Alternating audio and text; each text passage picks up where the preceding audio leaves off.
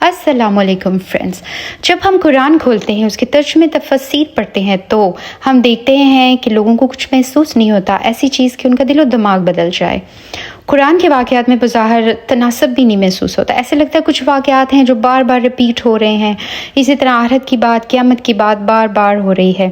ایسا لگتا ہے کوئی اسٹیمولیشن نہیں ہے، کوئی حوصلہ افزائی نہیں پڑھنے والے کے لیے۔ یہ ایک عام آدمی کا پرسپیکٹیو ہے۔ قرآن ہمیں اپیل کیوں نہیں کرتا؟ اس کی وجہ کیا ہے؟ ایکچولی ہمارے ہاں اس کا تعارف نہیں کرایا جاتا کہ قرآن پاک کس قسم کی کتاب ہے۔ قرآن کے بارے میں ہمیں بس ایک عمومی سا بیان دیا جاتا ہے کہ یہ کتاب انسانوں کی ہدایت کے لیے ہے، اللہ کی آخری کتاب ہے، رسول پہ نازل ہوئی، اس میں انسانوں کو رہنمائی دی گئی ہے۔ یہ سب باتیں اپنی جگہ ٹھیک ہے، لیکن یہ کس نوعیت کی کتاب ہے؟ آج ہم اسی کو انڈرسٹینڈ کریں گے۔ اللہ تعالیٰ دنیا میں انسانوں کی ہدایت کے لیے اپنے پیغمبروں کا ایک سلسلہ اللہ نے جاری کیا۔ پیغمبر آئے اور لوگوں کو پاکیزگی کی دعوت دیتے رہے کہ اے انسانوں، اپنی برائیوں کو ختم کرو اور اچھائیوں کو پروموٹ کرو اور ایک اچھی سوسائٹی بلڈ کرو۔ ایک مخصوص ٹائم دیا جاتا ہے جب بھی ایک نبی آتا ہے دنیا میں کہ اپنی قوم کو سمجھاؤ، ان پہ حجت تمام کرو، ان کو بتاؤ، ان کو یہ بھی بتاؤ کہ ایک آخرت کی زندگی آنے والی ہے جہاں تم اللہ کے سامنے جواب دہ ہوگے۔ جب اس قوم میں جو نبی کے فالوورز بڑھتے نہیں ہیں اور یعنی نبی کا کہا نہیں مانا جاتا، تو اللہ تعالیٰ پھر اگر نبی کے فالوورز تھوڑے ہوتے ہیں، یعنی ان کے صحابہ تھوڑے ہوتے ہیں، تو اللہ براہ راست ان پہ عذاب بھیجتا ہے، جیسے حضرت لوط، حضرت نوح کی قوم پر آیا۔ نبی کے زمانے میں کیا ہوتا ہے، اللہ تعالیٰ ایک چھوٹی منی قیامت دنیا میں برپا کر کے لوگوں کو دکھاتا ہے کہ اے لوگو، یہ دیکھو جیسے تمہارا حساب کتاب یہاں ہو رہا ہے، اسی طرح بالکل آخرت میں ہوگا۔ تو نبی کے جو ماننے والے ہیں ان کو جنت کی بشارت دنیا میں دی جاتی ہے، اور جو نہیں ماننے جاتے ان کو دوزخ کی نوید سنا دی جاتی ہے۔ اب ہم آ جاتے ہیں عرب کی طرف۔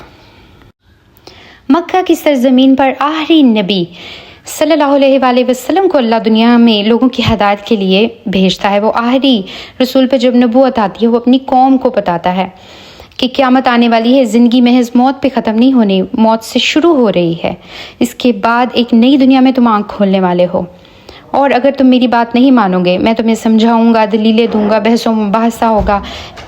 تو آپ صلی اللہ علیہ وسلم کہتے ہیں کہ اگر کہنا نہیں مانا جائے گا تو پھر جو جزا و سزا قیامت میں ہونی ہے، اللہ اس دنیا میں برپا کر کے دکھائے گا۔ پیغمبر نے لوگوں کو کیا کہا، لوگوں نے کیا جواب دیا، کیا مکالمے ہوئے، کیا کیا باتیں ہوئی، کن کن لوگوں کو مخاطب کیا گیا، ان کی طرف سے کیا رد عمل سامنے آیا، اس کے بعد یہ دین کی دعوت، یہ پیغام کن کن مراحل سے گزرا، اور آخر میں خدا نے اپنا فیصلہ سنایا۔ وہ قیامت جو ہم سب کے لیے برپا ہونے والی ہے، وہ عرب کے طب کے باشندوں کے لیے اسی دنیا میں برپا ہو گئی۔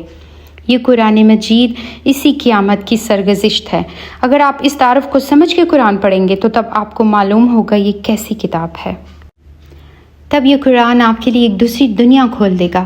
لیکن اگر آپ اس تعارف سے واقف نہیں کہ یہ ایک پیغمبر کے انذار کی سرگزشت ہے، ایک چھوٹے پیمانے کی قیامت کے برپا ہونے کی داستان ہے، تو آپ نہ اس کے کرداروں کو سمجھ سکیں گے، نہ اس میں جو گفتگو ہو رہی ہے اسے سمجھ سکیں گے، نہ ہمیں یہ سمجھ آئے گا یہ قرآن کن طریقوں سے بات کر رہا ہے اور کس نتیجے تک پہنچانا چاہتا ہے۔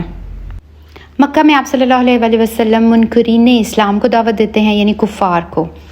پھر وہاں سے ہجرت کر کے مدینہ جاتے ہیں، وہاں ایک ریاست قائم ہوتی ہے، وہاں منافقین بھی ہیں، تو یہ ہمیں آیات ملیں گی۔ اللہ تعالیٰ پھر ان کا تزکیہ کرتا ہے، پاکیزگی، ایک چونکہ سوسائٹی قائم ہو چکی ہے، سوسائٹی کے اندر اللہ تعالیٰ کہتا ہے کہ یہ حکم مانیں تاکہ ایک اچھا معاشرہ وجود میں آئے، اسلامک معاشرہ۔ اور جو منافقین ہیں ان کو اللہ تعالیٰ شروع میں سمجھاتا رہتا ہے، وقتاً فوقتاً آیات آئیں گی، آپ صلی اللہ علیہ وآلہ وسلم بھی انہیں سمجھائیں گے، ان کو ایک مہلت دی جائے گی، کفار کو بھی اور منافقین کو۔ پھر اس کے بعد آپ سورہ توبہ میں دیکھتے ہیں کہ اللہ تعالیٰ کہتا ہے اب ان کی مہلت ختم ہوگی، اب ان کو قتل کیا جائے گا، یعنی ان کو وہ عذاب تلواروں کے تھرو، نبی کی، صحابہ کی اور نبی کی تلوار کے تھرو ان کو عذاب دنیا میں دے دیا جاتا ہے۔ چونکہ یہ 23 سال کا ایک لمبا سفر ہے، تو اب اللہ تعالیٰ اپنے نبی کی حوصلہ افزائی بھی مختلف مواقع پہ کرتے ہیں۔